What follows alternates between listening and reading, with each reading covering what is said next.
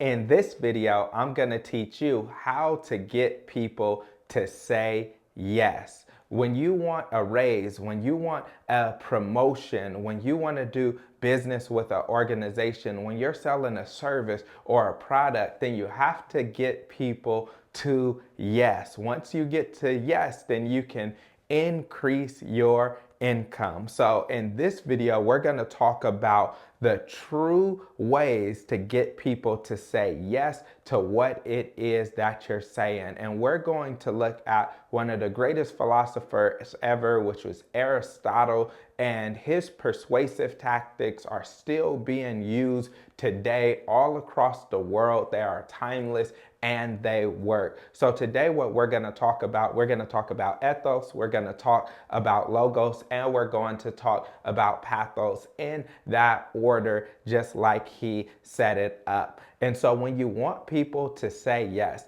the first thing you have to look at is ethos, right? You have to look at, do people trust you, is what it boils down to, is what credibility is it that you have. And so when you want someone to say yes, the first thing that someone is thinking is, can they trust you? Is what you're saying reliable and dependable? Do you care about them? And can you actually get done what you're saying you can get done? Or how true is the statements that it is that you are saying? So whether you're public speaking to a million people or you're talking one-on-one to one person and you're trying to sell something or get an increase in what you have, the first thing you have to do is you have to ask yourself, do they trust you? And there's different things that you can do to build trust, whether it's one-on-one or if it's to a big crowd of people. Instead of trying to act like you have it all together, that you never made any mistakes, that you know it all,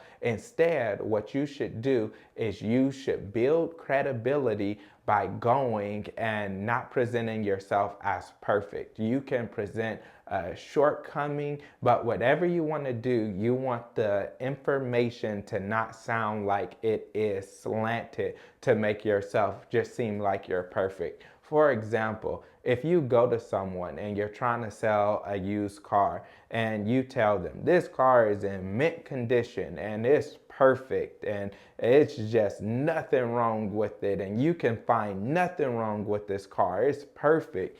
Then when a person they'll walk around a car and they'll be very skeptical about what you're saying because it almost sounds too good to be true. But what happens is if someone else comes and they present that same car, instead of saying it's in mint condition and it's perfect, what they can say, oh, is this car is in great condition, but let me show you this tiny little scratch on here, the only scratch I can find on a whole car. And they go and they point out a tiny little scratch that the person would have never seen before. When that person sees that little scratch, then they say, in their minds, they're thinking, oh, I can't believe you pointed this out. This isn't even noticeable. Like, no one would ever really recognize this. But you going out your way to point that out to them, what it does is it builds credibility. It builds trust. It makes you come across as the person that is open, as the person that is honest. So whether you're going up for a review, if you're going up for a promotion, if you're going up for a raise, then at the beginning, you can always use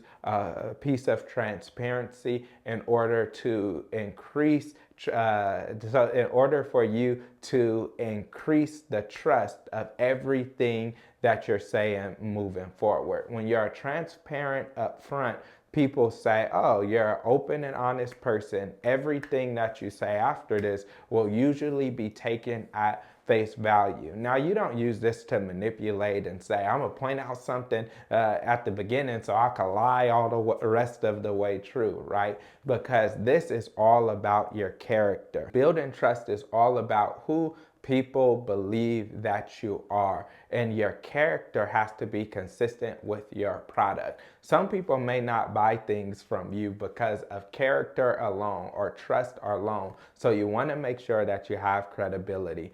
After that, you want to make sure what you're offering is logical. The way I describe a logical or the logos is looking at the value proposition that you have. The value proposition is what is it that you're going to provide and what is it that you want, and how you can show what it is that you want is very small in comparison to what it is that you're going to provide. Show them how that raise, that promotion, how the business, how that whatever you're going to give to them, it's far supersedes what it is that they're going to give to you. So showing a logical way how you're going to provide so much value for them that it's going to be hard for them to say no. Don't just talk from your perspective, what it is that you want to see, what it is that you want to get. Instead,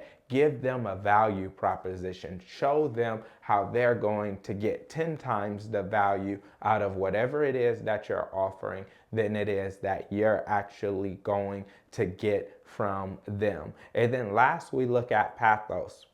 When I think about this, I think about emotion, right? And when you want somebody to make a decision on the spot, right, then it goes down to emotion. And so you have to build credibility and trust, which is first. After that, whatever you're offering or whatever you're wanting, it has to be logical and it has to make sense to that person. So you should give them a value proposition showing them how it's really, really valuable for them to do what it is that you want them to do. And then after that, you want people to take action. And to do that, what you do then is you go and understand that people make decisions on emotion. When you get someone, when you're trying to get them to make a decision, one of the great things that you can do is you could tell them a testimony. You can tell them a story. You could tell them how it helped other people. And you can just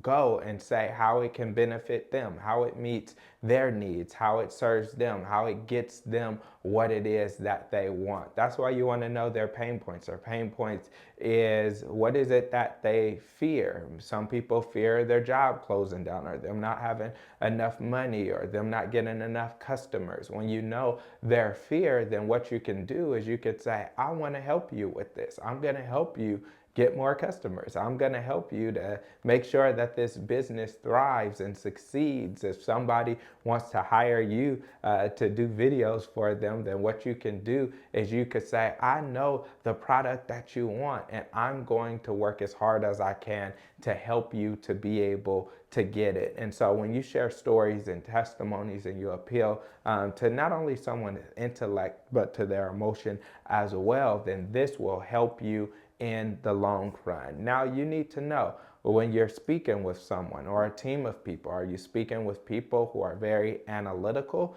people who are data driven? Then you need to show them facts and figures and make a more logical appeal of why they should make the decision that you want them to make. On the other side, if someone is more emotional, maybe they serve for a nonprofit organization that's serving underprivileged communities and they're just doing it because of their love of service and you want to appeal to their emotional side, then you could tell testimonies and stories about how you work with other organizations that's similar and how you help them out. But whatever you do, whatever you sell, whatever you want, right, what you want to do is first you have to build trust and credibility. Second, you have to present a value proposition, which is a logical reason for why they should say yes. And third, you need to appeal to the emotion to say this is what you should do. Now, I'm not saying all of this so that you can be manipulative. I'm saying all of this so that you can help serve people better, so that